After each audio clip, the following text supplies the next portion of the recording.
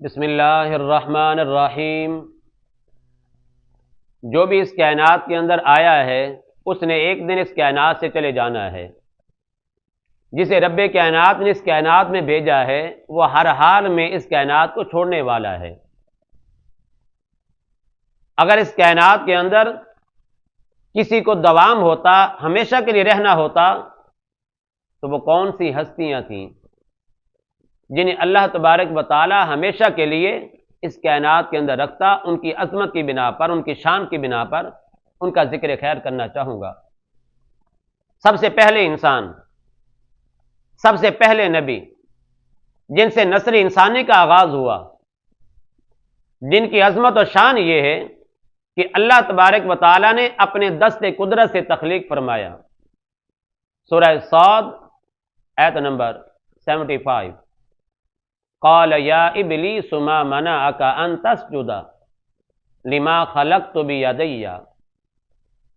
اللہ تبارک و تعالی نے فرشتوں کو حکم دیا میرے آدم کو سجدہ کرو۔ ابلیس بھی ان کے ساتھ تھا، حکم ربی اس کی طرف بھی متوجہ ہو گیا، ابلیس نے انکار کر دیا۔ اللہ نے پوچھا یا ابلیس ما منعک ان تسجد، تجھے سجدہ کرنے سے کس چیز نے منع کیا ہے؟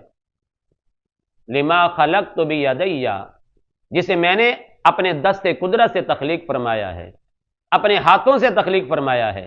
ایک یہ ہمارے ہاتھ ہیں اور ایک اللہ تبارک و تعالیٰ کے ہاتھ ہیں، لیکن ہمارے ہاتھوں جیسے اللہ کے ہاتھ نہیں ہیں۔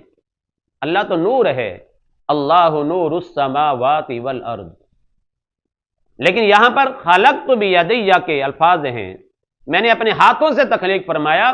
اب اللہ کے جو ہاتھ ہیں، اللہ کی شان کے جو لائق ہیں، ان ہاتھوں سے اللہ تبارک و تعالیٰ نے آدم علیہ السلام کو تخلیق فرمایا۔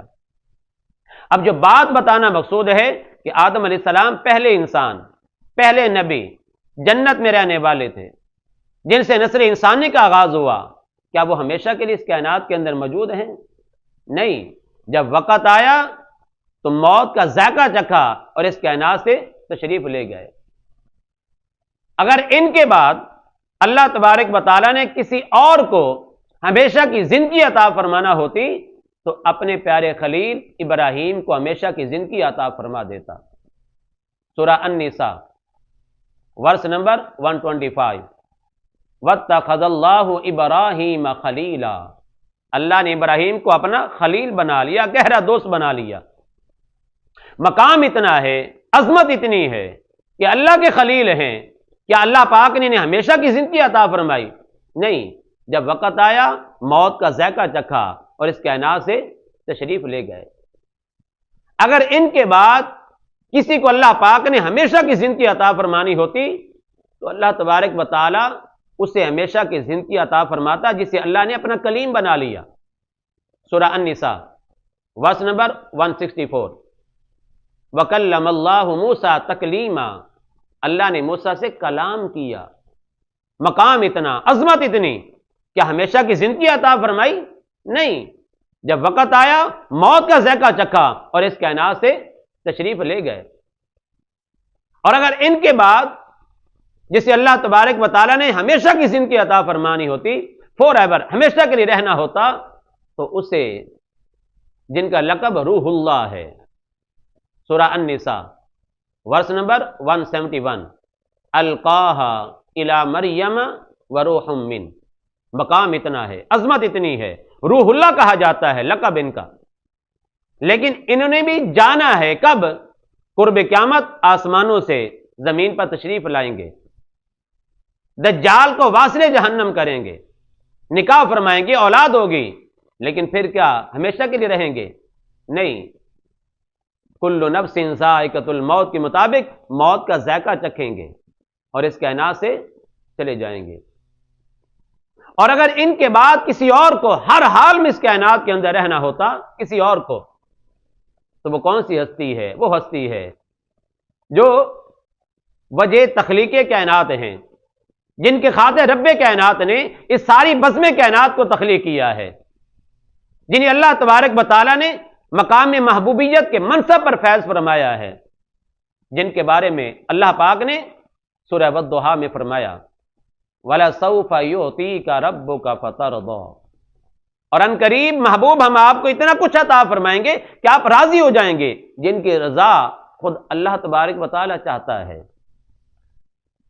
اگر اس کائنات کے اندر کسی کو ہمیشہ کے لیے رکھنا ہوتا تو اللہ تبارک و تعالی کبھی اپنے محبوب کو اس کائنات سے نہ لے جاتا، لیکن سورہ الانبیاء میں ارشاد فرمایا ورس نمبر 34، وَمَا جَعَلْنَا لِبَشَرٍ مِّن قَبْلِكَ الْخُلْدَ أَفَإِن مِّتَّ فَهُمُ الْخَالِدُونَ، پیارے محبوب آپ سے پہلے من قبلک کسی نے ہمیشہ اس کائنات کے اندر میں نے کسی کو زندگی عطا نہ فرمائی ہمیشہ والی۔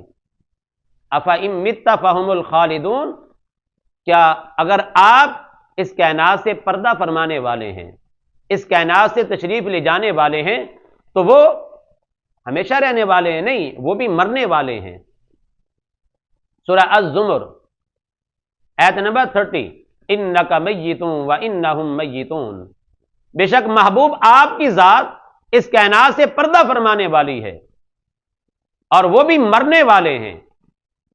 مستدرک للحاکم میں حدیث پاک کے یہ الفاظ ہیں، یا محمد صلی اللہ علیہ وآلہ وسلم عش ما شئت فإنک میت، آپ رہیں اس کائنات کے اندر، انبیاء کو اختیار اس کائنات میں رہنے کے حوالے سے جب تک چاہیں، تو یہی بار یہاں پر ہے عش ما شئت، محبوب آپ رہیں جب تک آپ چاہیں، لیکن فإنک میت، آپ بھی اس کائنات سے پردہ فرمانے والے ہیں۔ اب دیکھیں کہ مقام اتنا، عظمتیں اتنی ان ہستیوں کی، لیکن اللہ تبارک و تعالیٰ نے ان میں سے کسی کو بھی ہمیشہ کی زندگی عطا نہ فرمائی، اس کائنات سے موت کا ذائقہ چکھ کر اس کائنات سے تشریف لے گئے۔ تو ہماری اوقات یہ کیا ہے؟ ہم نے بھی ایک دن اس دنیا سے چلے جانا ہے۔ اگر انبیاء رسولوں کے بعد کسی اور کو اس کائنات کے اندر ہمیشہ کی زندگی عطا فرمانی ہوتی تو اللہ تبارک و تعالی اسے ہمیشہ کی زندگی عطا فرماتا۔ انبیاء رسولوں کے بعد کی بات کر رہا ہوں، جنہیں افضل البشری بعد الانبیاء کہا جاتا ہے، جو خلیفہ اول ہیں، حضرت سیدنا صدیق اکبر رضی اللہ تعالی عنہ۔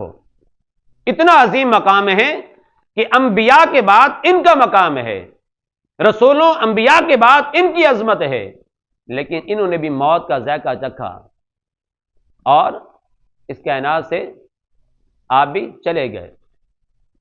اگر انبیاء رسولوں کے بعد کسی اور کس کائنات کے اندر رہنا ہوتا تو حضرت عمر فاروق رضی اللہ تعالی عنہ خلیفہ ثانی ہیں، انہیں اللہ تبارک و تعالی اس کائنات کے اندر ہمیشہ کی زندگی عطا فرما دیتا، جن کے بارے میں غیر مسلم پکار اٹھے کہ چند سال مزید عمر فاروق اس کائنات کے اندر رہتے، موت نہ آتی تو پوری دنیا کے اندر اسلام غالب آ جاتا، اسلام کا غلبہ ہو جاتا۔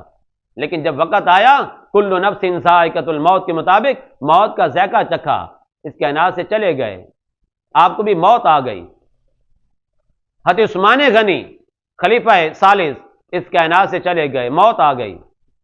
خلیفہ چہارم مولا کائنات حضرت علی المرتضیٰ، انہیں بھی موت آئی اور اس کائنات سے چلے گئے، سارے صحابہ چلے گئے۔ اور جنہوں نے حدیث کا بڑا کام کیا، امام بخاری، انہیں بھی موت آئی، امام مسلم، انہیں بھی موت آئی، امام مالک، انہیں بھی موت آئی، امام احمد بن حنبل، انہیں بھی موت آئی، امام شافعی، انہیں بھی موت آئی، امام الائمہ حضرت امام ابو حنیفہ، انہیں بھی موت آئی۔ بتانا مقصود یہ ہے کہ انبیاء بڑا عظیم مقام، وہ بھی اس کائنات سے چلے گئے، رسول بڑا عظیم مقام، وہ بھی اس کائنات سے چلے گئے، اور ان کے بعد جو افضل ترین ہستیاں تھیں انہیں بھی موت آئی۔ تو ہماری اوقات یہ کیا ہے؟ ہم نے بھی اس کائنات سے چلے جانا ہے۔ جب ہم نے چلے جانا ہے تو ہمیں چاہیے کہ اس مقام کے لیے تیاری کریں جہاں پر جا کر ہم نے ہمیشہ رہنا ہے، جہاں پر جا کر ہمیں موت نہیں آنی ہے، ہمیشہ کی زندگی ہے۔ یہ ایک پیغام دینا ہے۔ اللہ تبارک و تعالی ہمیں آخرت کی تیاری کرنے کی توفیق عطا فرمائے، موت کی فکر کرنے کی توفیق عطا فرمائے، آمین ثم آمین۔